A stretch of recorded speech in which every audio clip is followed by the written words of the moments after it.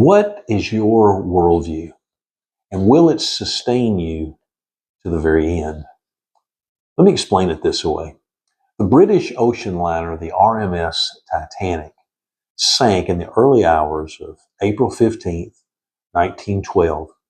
It took place as a result of striking an iceberg on its maiden voyage from Southampton, England to New York City in the United States. Of the 2,208 passengers and crew aboard, and while estimates vary, approximately 1,500 souls perished in the icy Atlantic waters. I happen to have a copy of the Tri-Weekly Gazette and Bulletin from Williamsport, Pennsylvania, dated April 24th, 1912, a rare newspaper. It featured a story on the front page with the news concerning the disaster. The main title read, "Fatal Berg Seen and Reported by Titanic Outlook." The additional subtitle, though, read this way: "Would have discovered it if provided with glasses as customary." Glasses in this case was binoculars. The story covered the Senate committee investigation into the sinking of the Titanic, especially the testimony of one witness, Frederick Fleet, a lookout in the crow's nest of the Titanic. Fleet acknowledged that if he had been aided in his observations by a good glass, or again by binoculars, he probably could have spied the berg into which the ship crashed much sooner and probably avoided it altogether.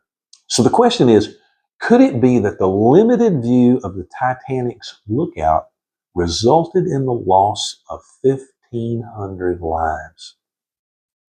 Now, I mention this because of worldview. Worldview is the platform on which we choose to stand and from which we look out and see the world. Our worldview is the vantage point from which to see the landscape of reality. A worldview is a network of ultimate beliefs and values about the universe and our place in it that shapes how a person understands their life and experiences and how that person acts in response. You see, Frederick Fleet's limited view led to a maritime tragedy. So we should ask this, in the same way, can a limited or obscured worldview lead to a personal tragedy?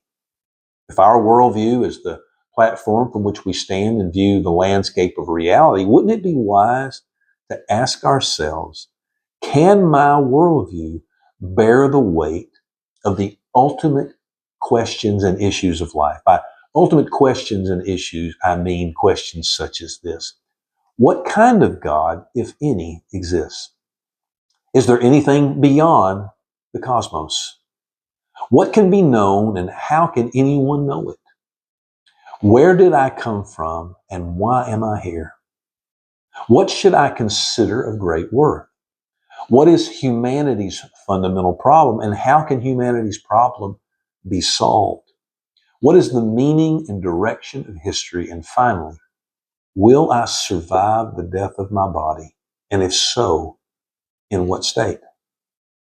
See, for me, I have found that a Christian biblical worldview answers these questions convincingly and satisfactorily.